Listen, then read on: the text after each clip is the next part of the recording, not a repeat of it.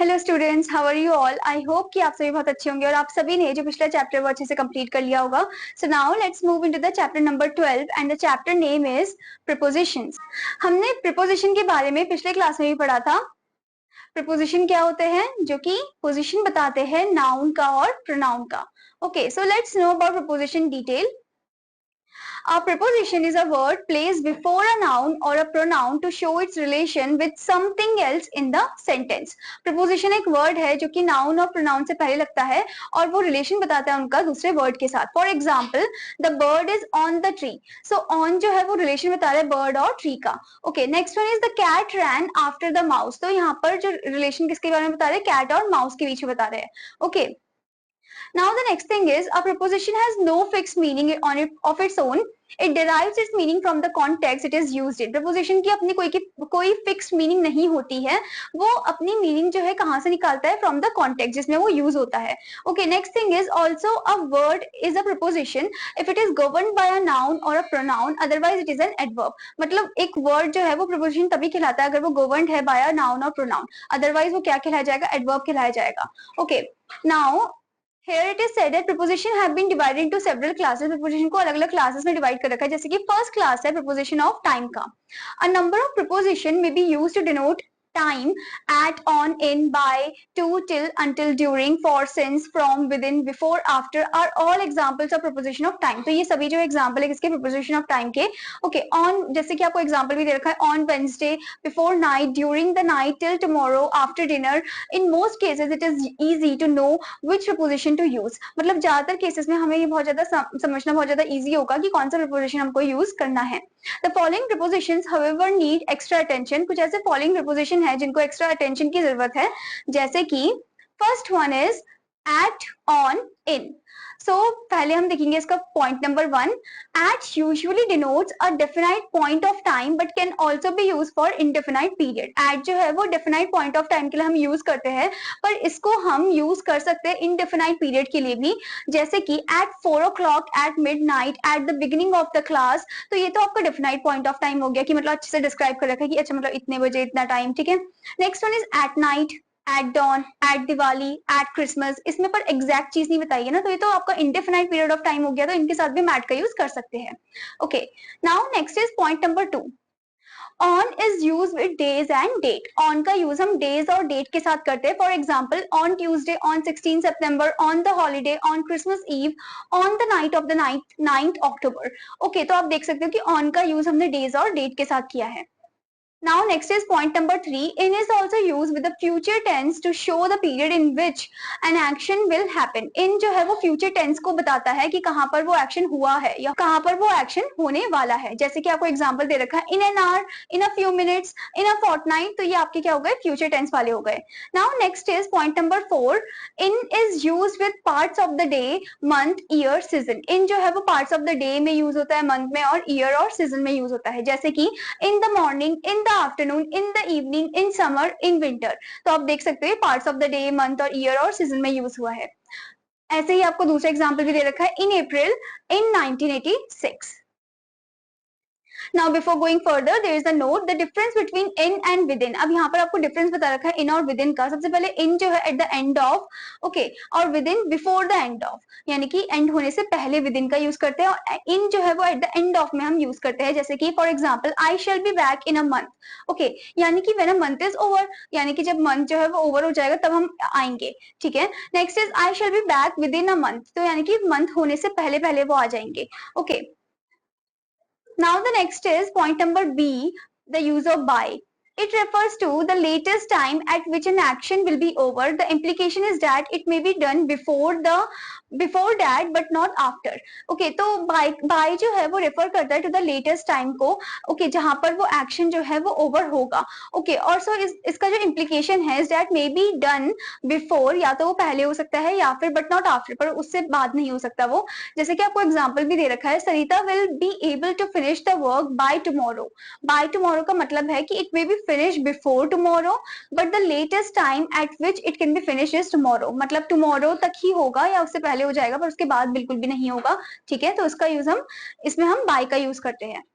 Now next is point number C, since for. Since is used to denote a definite part of time, for is used to denote a period of time and is used with the perfect continuous tense. अब since का use हम definite point of time के लिए use करते हैं और for जो है हम वो denote करता है period of time को और वो हमेशा किस में use होता है with the perfect continuous tense में, perfect continuous tense में use होता है वो।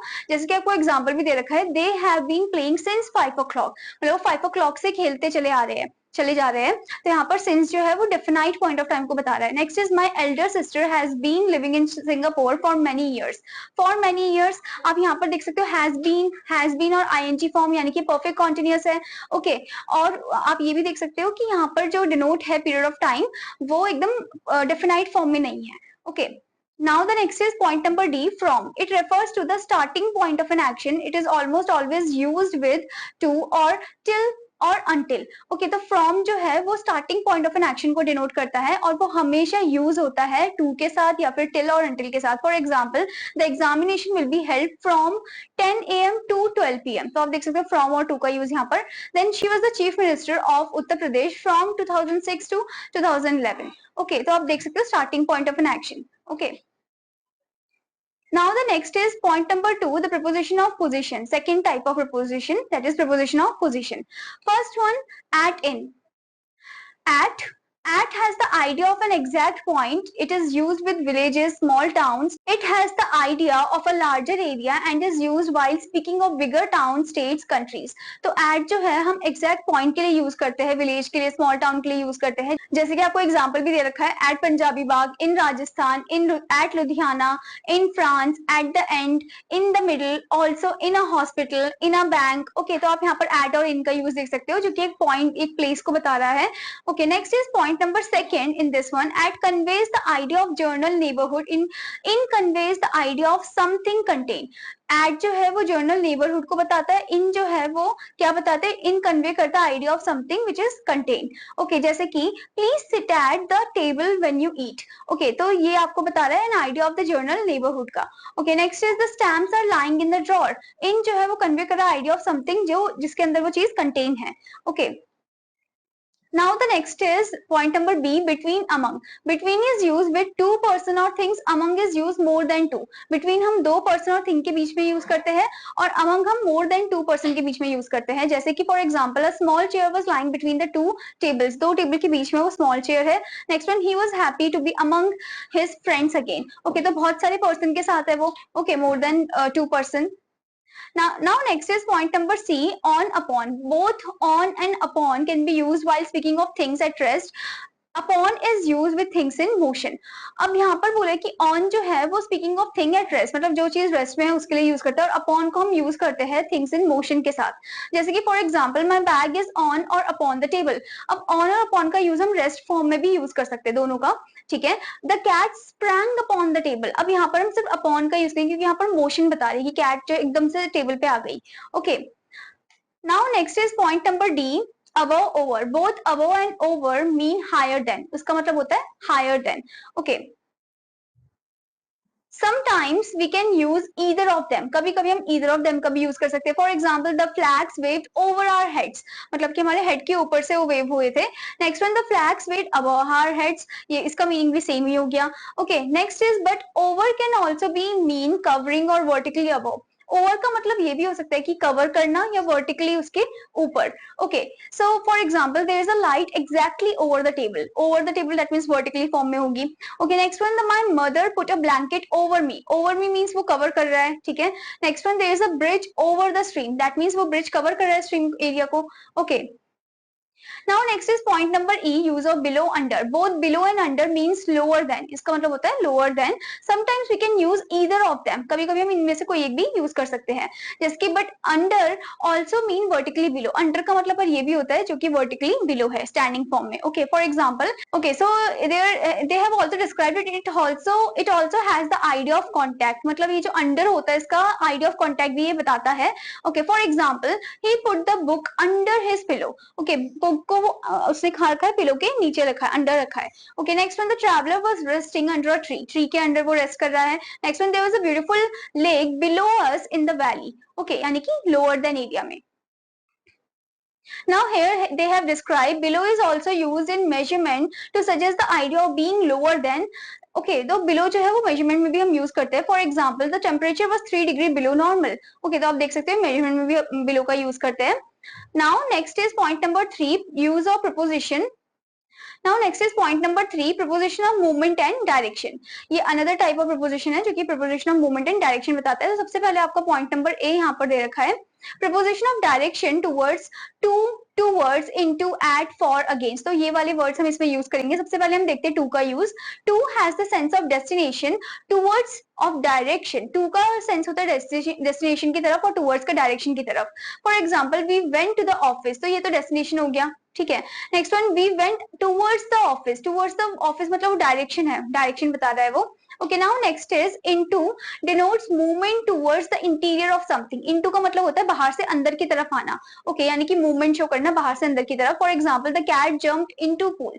कैट जो है बाहर से अंदर की तरफ पूल में जंप करा. ठीक है. Next one he quietly walked into the room मतलब बाहर से अंदर की तरफ रूम में आया वो. Okay now next is at. At has the idea of hitting. At का आइडिया होता है हिटिंग. ठीक है. For example Ramesh threw the stone at the top. तो यानी कि हिट कर रहा है वो स्टोन से. Okay now next is point number 4 for. For suggest the beginning of movement. For जो है वो सजेस्ट करता है मूवमेंट की शुरुआत का. Okay for example the child leaves for the school early in the morning. Okay next one the employees left for the office. तो आप यहाँ पर देख सकते हो कि the child leave for the school. So for जो है वो सजेस्ट कर रहा है बिगिनिंग ऑफ अ मूवमेंट को, मतलब जो मूवमेंट की शुरुआत होना उसको सजेस्ट कर रहा है for. The employees left for the office. तो यहाँ पर भी वो बिगिनिंग ऑफ अ मूवमेंट को सजेस्ट कर रहा है. Now next one is point number 5th one against shows pressure और कॉन्टैक्ट. अगेंस्ट जो है वो प्रेशर और कॉन्टैक्ट को शो कर रहा है. ओके जैसे कि for example she threw the bag against the wall.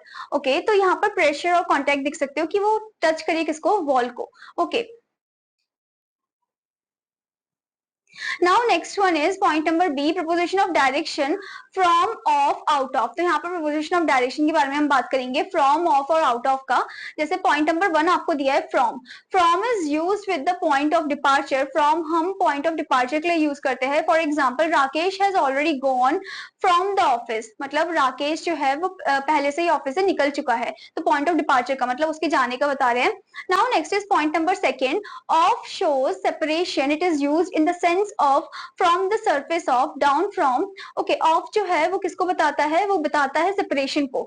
Okay जैसे कि for example she fell off the bicycle. तो वो separation हो रहा है bicycle से उस person का.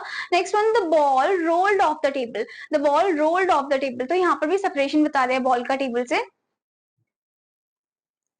Now next is point number 3. Out of is the opposite of into. तो आउट ऑफ जो है वो ऑपोजिट है किसका, इनटू का. It means from the interior of. इसका मतलब है कि अंदर से बाहर की तरफ आना. For example the bird flew out of the cage. यानी कि वो अंदर से बाहर की तरफ गई, वो मोशन शो कर रहा है. Okay now before going further there is a note. We travel by car, by bus, by train, by air, by boat, by sea, we walk on foot, we ride on horseback, we go on a bicycle. तो आप देख सकते हो by car मतलब vehicles के साथ हम bye का यूज कर रहे हैं. और ऑन जो है वो हम बता रहे हैं कि किस पे गए हम. ठीक है on foot, okay on horseback, on a bicycle. Okay now the next topic is correct use of certain propositions. तो कुछ ऐसे प्रपोजिशन के करेक्ट यूज के बारे में हम जानेंगे. Point number 1 by with.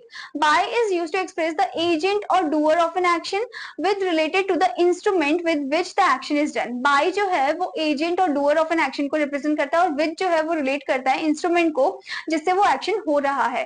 For example the lawn was mown by gardener with a mower. Okay तो ये जो लॉन है ये किसने मॉन किया है, गार्डनर ने मॉन किया है. तो बाय मतलब उनके थ्रू हो रहा है, वो एजेंट है. ओके किससे हो रहा है, किसकी मदद से हो रहा है, मोर की मदद से हो रहा है. मोर आपका क्या हो गया, इंस्ट्रूमेंट हो गया. तो उसके साथ हम विद का यूज कर रहे हैं. Now next is after in. After is used to denote some period of time in the past. In is used to show some period of time in the future. After जो है वो past को बता रहा है और इन जो है वो फ्यूचर का बता रहा है. For example we came back home after an hour मतलब 1 घंटा होने के बाद आए. Okay they will come back home in an hour. In an hour मतलब आने वाले हैं. ओके फ्यूचर के बारे में है. Now next is point number 3 beside, besides. Beside means by the besides, by the side of. Okay and besides mean in addition to, एक beside का मतलब होता है इसमें एस नहीं है, उसका मतलब होता है कि बाय द साइड ऑफ, उसी के तरफ, ओके और एक बिसाइड्स होता है जो कि इन एडिशन टू, ठीक है, एक्स्ट्रा मतलब। For example Rekha sat beside Kiran in the classroom, मतलब उसके साथ में वो बैठी हुई है। Next one, besides my mother all the members of my family went to see the trade fair yesterday, okay मतलब मेरी मम्मी के अलावा और भी जो बाकी फैमिली मेंबर्स है वो भी गए थे मेला देखने के लिए, ओके तो आप देख सकते हो कि इन एडिशन टू बिसाइड्स का यूज कर रहे हैं हम। Now next is point number 4, verbs of command, request, invitation, advise normally do not take the preposition to after them. Such verbs are advise, ask, beg, command, encourage, invite, tell, request. Okay, तो यहाँ पर बोला है कि verbs of command, request, invitation, advise जो है वो take नहीं करते कौन सा preposition to को, ठीक है उनके बाद। तो वो जो adverbs है वो कौन कौन से हो गए, जैसे advise हो गया, ask हो गया, beg हो गया, command हो गया, encourage हो गया, invite हो गया, tell, request या warn हो गया। ओके इसका कोई एग्जाम्पल भी दे रखे हैं। For example he invited all his friends to his brother's wedding. Okay next one, Rohan advise me to wait.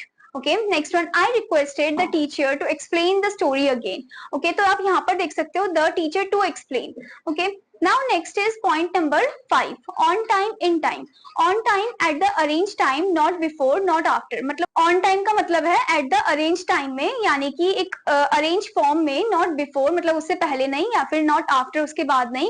In time का मतलब है not late, with an comfortable margin, मतलब कि लेट नहीं और एकदम कंफर्टेबल मार्जिन में। Okay for example we reach the station in time for the train.